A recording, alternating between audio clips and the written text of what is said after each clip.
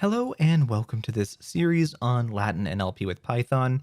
In this video, we're going to continue the idea of tokenization.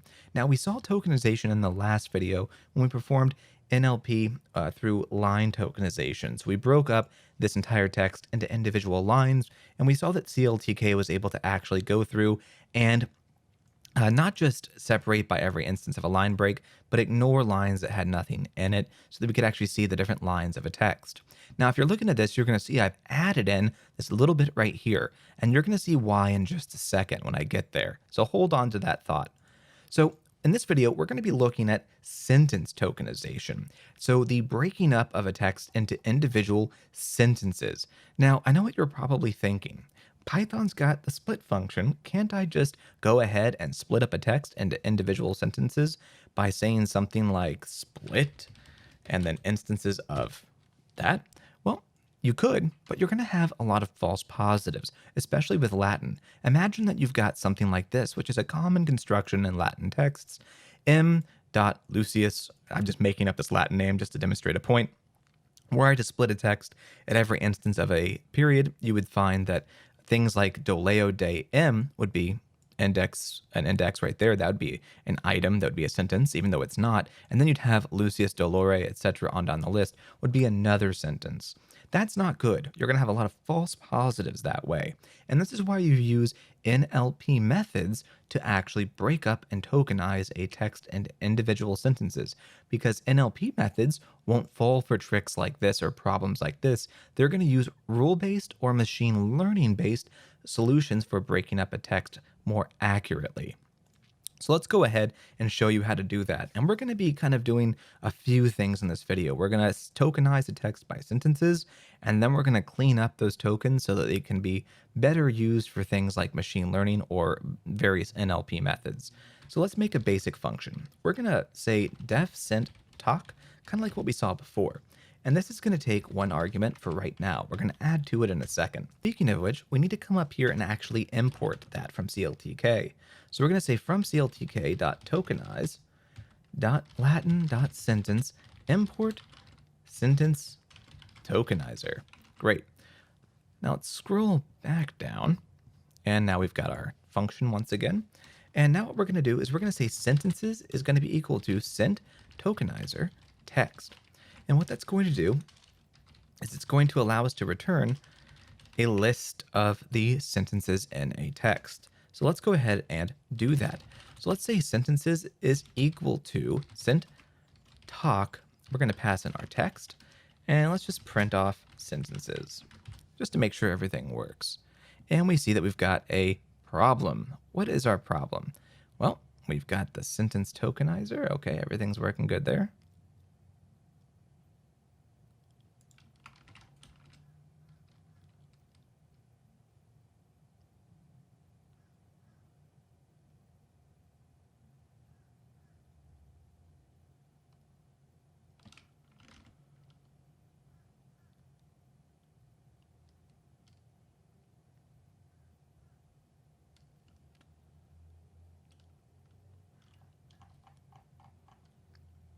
First, create our object that's going to be sent underscore tokenizer. That's going to be equal to sentence tokenizer.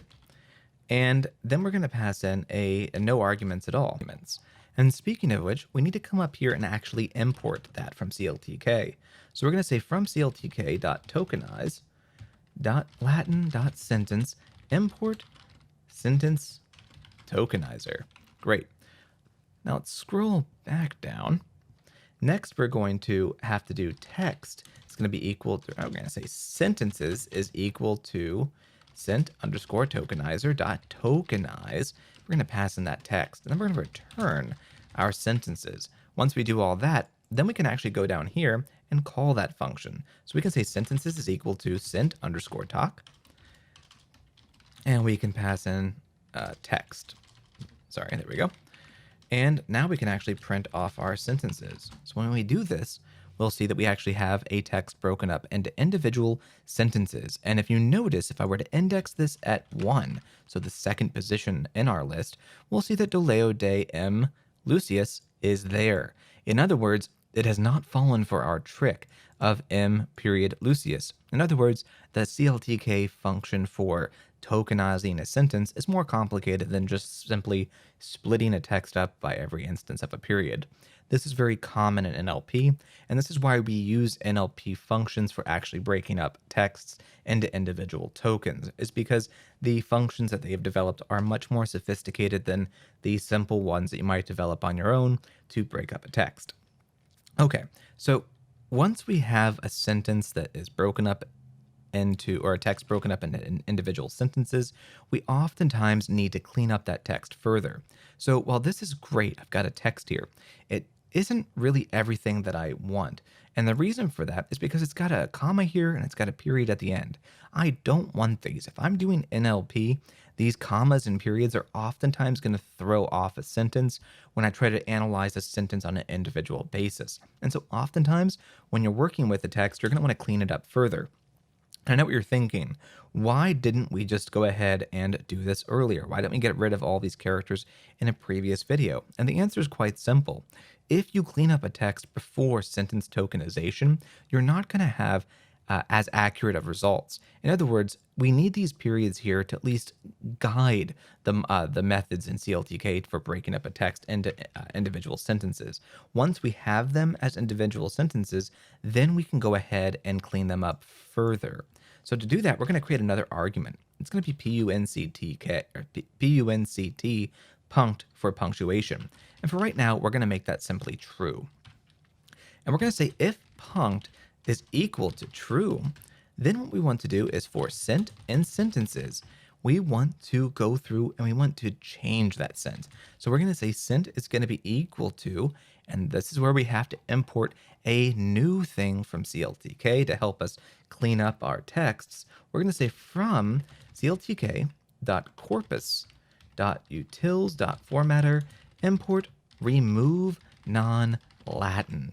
This method is fantastic. It allows for us to clean up a text by removing all of our non-Latin text, non-Latin characters. So things like your em dashes, dashes, colons, etc. on down the list. So we're going to say sent is going to be equal to remove non-Latin sent.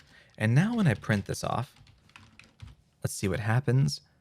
And we'll notice that we now have texts that don't have any of those punctuations in there whatsoever. What we have here is a raw text. And like I said in a previous video, oftentimes you're going to want to also lower a text. So lowercase everything in a text. So we can actually do something even more complicated. We can also add in a lower case here. So we can say if punct equals true, then what we want to do is also do sent equals sent dot lower. Now we can print off sent. And now what we're going to have is an entire lowercase sentence as well. And now what we have is a token that we can really start to work with through NLP methods now, because it's not only lowercase, it's not only standardized with I's and J's and V's and U's, it's also got and broken down into individual sentences. And once we've done that, we've also been able to eliminate all the extra non-essential characters so that we can analyze a text more efficiently through NLP methods such as word vectorization. So what I'm going to do now is simply say new sense is going to be equal to an empty list. And I'm doing this manually so that you can kind of see what's happening individually. And so what we're going to say is new sense dot append, very simple here, sent, and then we're going to return new sense. And this is going to allow the user to kind of go through and either work with a text that is, work with the text however they need to. So if they want to keep the punctuation, they can.